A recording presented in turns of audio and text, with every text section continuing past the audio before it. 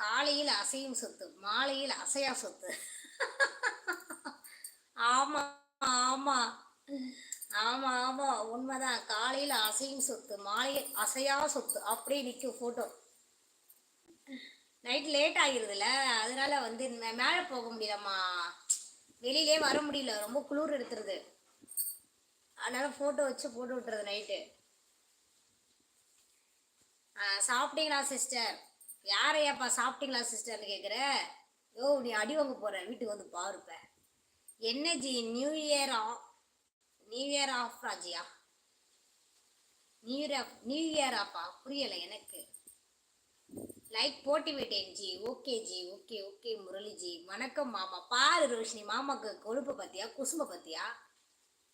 கொழுப்பு அதிகங்கிற மாமாவுக்கு. Manoj, hi teacher Manoj. நீங்க தானே கொஸ்டின் கேட்கிறவங்க, ரைட்டா? நீங்க தானா? எனக்கு டவுட்டா இருக்குது.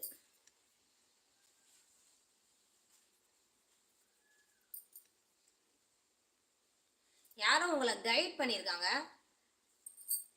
உங்க ஐடி கைட் ஆயிருது. ஒரு தடவை கைட் ஆயிருக்கு உங்க ஐடி. வாங்க Pavithra. Hi, I am new sister.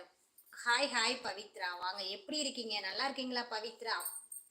வணக்கம் ரோஷினியா. S teacher. பத்தியா உன்னோட ஐடியா யாரோ இது பண்ணியிருக்காங்கப்பா. அவார்டு வாங்கின பிறகு சரி வித்தியாசம். என்ன ரோஷினி, ரொம்ப சோம்பேறி ஆயிட்டுமோ? முதல்ல உற்சாகமா இருந்தோமா, இப்ப சோம்பேறி ஆயிட்டோமோ அவார்டு வாங்கினதுக்கு அப்புறம்?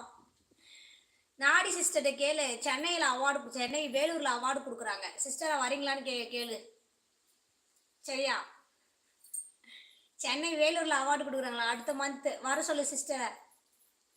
புது வருடம் மாற்றம் ஜி என்று கேட்டேன் ஜி. நான் சரிங்க ஜி, நான் மெம்பர்ஷிப் ஜாயின் பண்ணுங்க ஜி. புது வருஷம் அதுமா, ரொம்ப நாள் கழிச்சு நம்ம லைவ் வந்திருக்கீங்க. புது வருடம் அதுமா ஒரு மெம்பர்ஷிப் ஜாயின் பண்ணுங்க ஜி. நீங்க அப்போ வந்தப்பெல்லாம் மெம்பர்ஷிப்பே இல்லை ஜி. இப்போ வந்து மெம்பர்ஷிப் எல்லாம் வந்திருக்கு. ஒரு ஜாயின் பண்ணி ஒரு சப்போர்ட் பண்ணுங்க ஜி. போறாங்களாம்? உண்மையாவா? சென்னை வேலூருக்கு வராங்களா? அட ரோஷினிமா, உண்மையாவா? ரொம்ப லாங் ரோஷினி, ஆனால் ரொம்ப லாங்கு.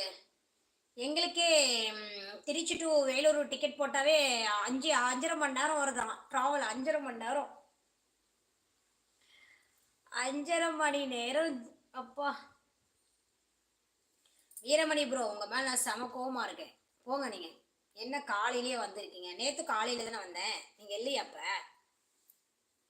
உங்கள் மேலே நான் செம கோவமா இருக்கேன். நீங்கள் மெம்பர்ஷிப் போடுறன்னு ஏமாத்திட்டே இருக்கீங்க. போங்க. Teacher like it. அப்படியா மனோஜ்? ரொம்ப நாளாச்சு மனோஜ். இல்லை மனோஜ், உனக்குனே பொது அறிவு புக்கெல்லாம் போய் தேடி பார்த்தேன், கிடைக்கல எனக்கு.